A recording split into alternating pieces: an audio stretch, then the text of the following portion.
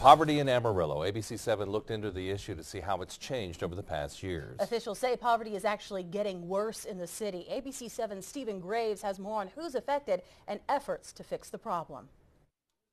Meet the KVII-TVs. What looks like a happy and joyful playtime in the park for the kids, unfortunately, is really just a temporary escape from their somewhat painful reality. And they want to be happy. I mean, I don't want They're tired of this life. These tears flowing from Veronica and her husband's eyes are ones that contain frustration and sadness of the hardships the couples had to go through over the past couple days and weeks. Sometimes I feel like I want to die so I don't feel all this.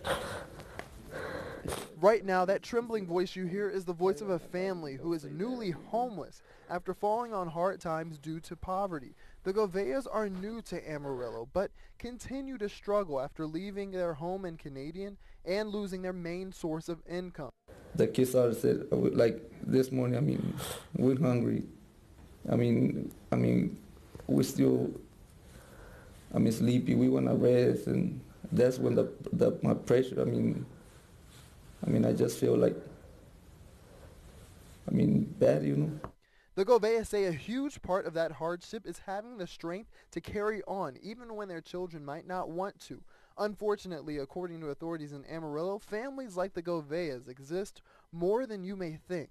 Well, within the past 5 years, we know that poverty is actually increasing in our area. Katie Nofsker with the Amarillo United Way says poverty is now on the incline, and a lot of it has to do with one specific demographic. And the highest growing demographic of people in poverty are children that are being born into poverty.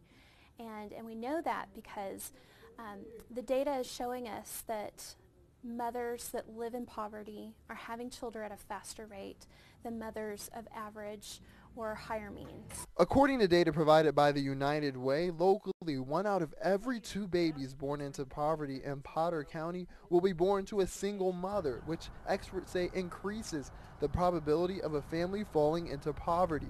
Nofsker says to reduce a family's chances of falling into poverty, getting that education is the main factor. She says graduating from high school and getting that degree can provide many more financial opportunities for families in the future.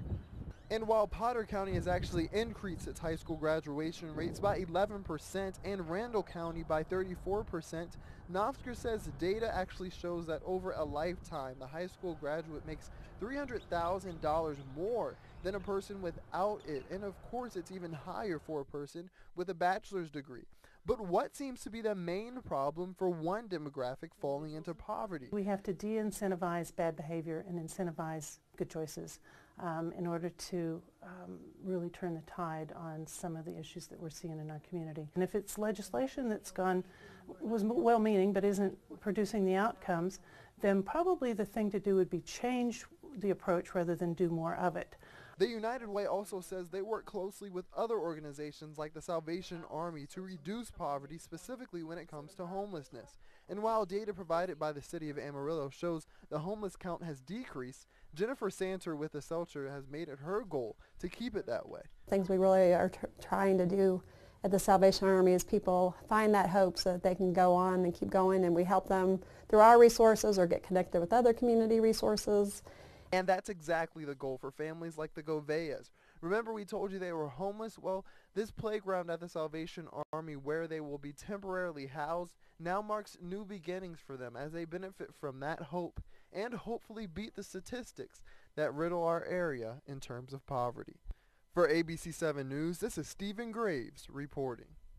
And the KVII-TVs are now getting aid through the Salvation Army to help get connected with resources such as housing and job connections. Officials with the United Way say they are constantly looking to find solutions to reducing poverty in our area. And to learn if you and your family fall under the poverty line, and for more information about other resources offered in Amarillo, be sure to visit our website, connectamarillo.com.